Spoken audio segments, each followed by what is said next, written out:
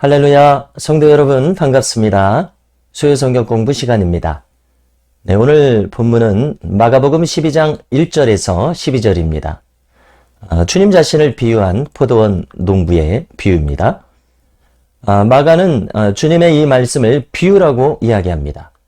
그러므로 우리는 이 비유의 등장 인물들에서 원래 가리키는 인물이 누군지를 생각하면서 읽어야 되는 겁니다. 먼저 한 사람이 포도원을 만들었다고 이야기하는데요. 우리가 이 내용을 끝까지 읽어본다면 이 포도원은 이스라엘을 뜻합니다.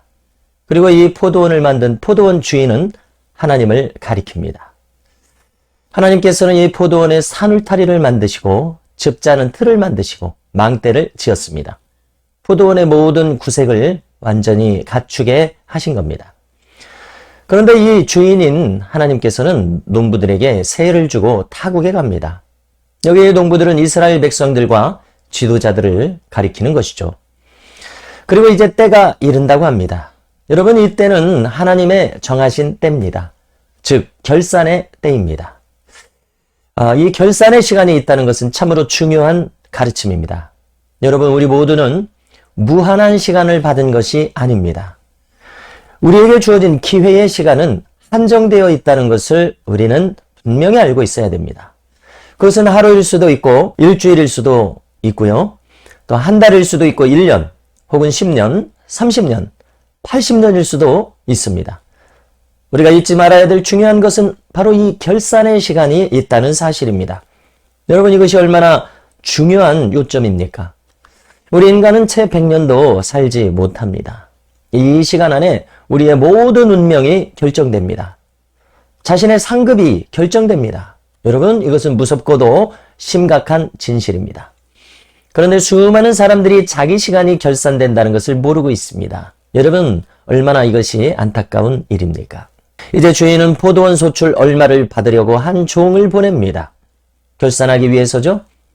그런데 그들은 이 종을 심히 때리고 돌려보내버립니다. 여러분, 이것은 구약시대의 선지자들을 핍박한 것을 가리킵니다. 그리고 이런 일은 오늘도 우리에게 일어나고 있습니다. 하나님의 보내신 자를 거부하는 일 말입니다. 그들은 선지자들의 심각한 경고를 도무지 듣지 않았습니다. 자신들이 살아가던 그대로 살아갔습니다. 그들은 아무런 자극도 받지 않았습니다. 거절했습니다. 선지자들을 박해했습니다.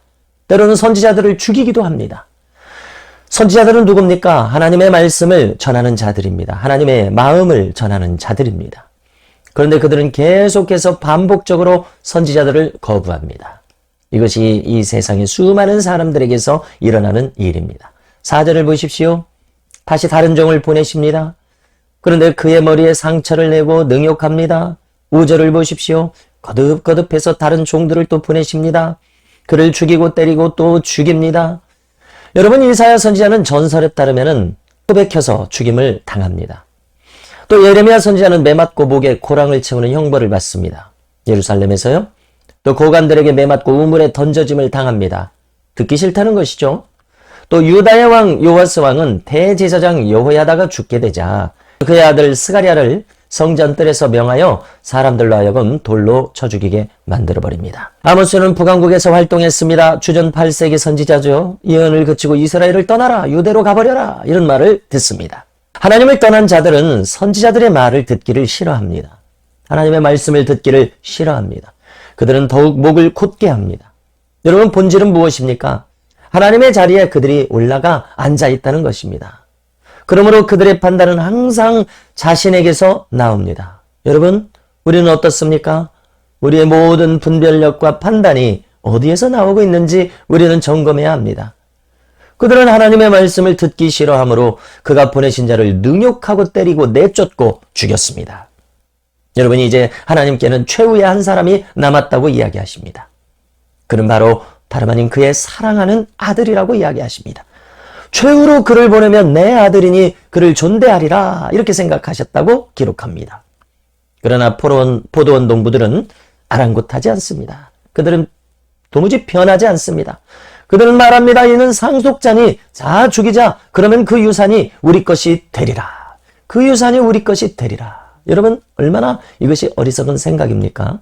사탄은 하나님의 자리를 찬탈하려고 했습니다. 그것이 바로 그가 내쫓긴 이유입니다. 여기 이 당국자들도 마찬가지입니다. 하나님을 거부하는 다른 모든 사람들도 마찬가지입니다. 본질은 자신들이 하나님의 자리에 올라가 앉아있는 것입니다. 그렇지 않습니까? 정권의 찬탈입니다. 여러분, 이것이 바로 그들의 또는 보통의 사람들의 반역의 본질입니다. 수많은 개인들에게도 오늘날 일어나고 있습니다. 자기 삶의 주인이 자기 자신입니다.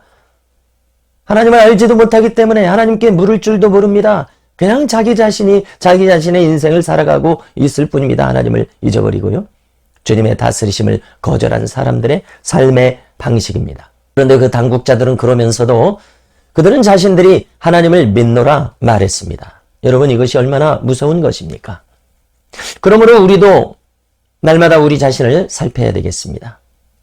하나님을 믿노라 하지만은 정작 나를 다스려가는 그 정권이 여전히 나에게 있지는 않습니까? 여러분, 그들은 결국 그 아들을 죽여 포도원 밖으로 내던졌다고 기록합니다. 이것은 주님의 십자가의 죽으심을 비유한 것입니다. 9절을 보십시오. 포도원 주인의 반응이 무엇일지 물으십니다. 와서 그 농부들을 진멸하고 포도원을 다른 사람에게 주리라. 여러분, 이 땅에서 펼쳐져야 할 하나님 나라의 일들이 있습니다. 주님은 그 일들을 또 다른 사람들을 세우셔서 맡기시겠다고 하십니다. 여기서 우리는 스스로에게 물어야 합니다. 나는 주님께 맡김을 받아서 그 사명을 감당하면서 살아가는 사람인가? 나의 삶을 돌아보고 나의 부르심을 확인해야 합니다. 가정에서, 교회에서, 직장에서 나는 나의 부르심을 인식하고 깨닫고 그것을 붙들고 살아가고 있는 사람인지 물어야 합니다. 우리 모두는 한 번밖에 주어지지 않은 인생을 부여받았습니다. 나의 부르심대로 내가 지금 가고 있는 인생인가? 가장 먼저 우리가 물어야 할 물음인 것입니다. 10절을 보십시오. 너희가 성경의 건축자들이 버린 돌이 모퉁이의 머릿돌이 되었나니 이것은 주로 말미암아 된 것이요 우리 눈에 놀랍도다함을 읽어보지도 못하였느냐 물으십니다. 이것은 주님께서 시편 118편 22절 이하를 인용하신 것입니다. 곧 주님 자신을 가리키시는 말씀입니다. 대제사장의 무리들, 서기관과 바리새인들은 주님을 능욕하고 십자가에 못 박았습니다. 그렇지만 하나님은 결국 주님을 높이셨습니다. 만유를 소유로 주셨다고 이야기하십니다. 만유를 다스리실 권한을 주셨다고 이야기하십니다. 하늘과 땅의 모든 권세를 내게 주셨다고 말씀하십니다. 여러분, 이 말을 들었을 때의 바리새인의 무리들은 자신들에 대한 말씀인 것을 눈치채버립니다. 그리고 분개하면서 주님을 체포하려고 합니다. 그러나 지금 둘러싸이는 백성들을 그들은 두려워합니다. 백주 대낮에 실행에 옮기지는 못합니다.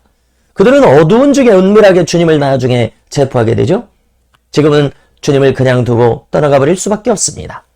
이미 그들은 어두움에 사로잡힌 자들입니다.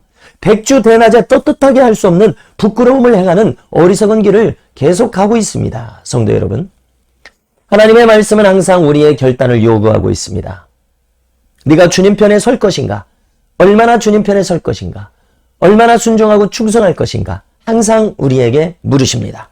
여러분이 이 물음에 오직 아멘하는 응답만이 우리에게서 나올 수 있기를 축복합니다. 내가 마땅히 무엇을 생각해야 할지, 내가 마땅히 무엇을 구해야 할지, 내가 마땅히 무엇을 행해야 할지 알게 하시는 이 주님의 지혜와 계시의 정신이 반드시 우리 모두에게 임하고 그것이 충만하기를 주님의 이름으로 축복합니다.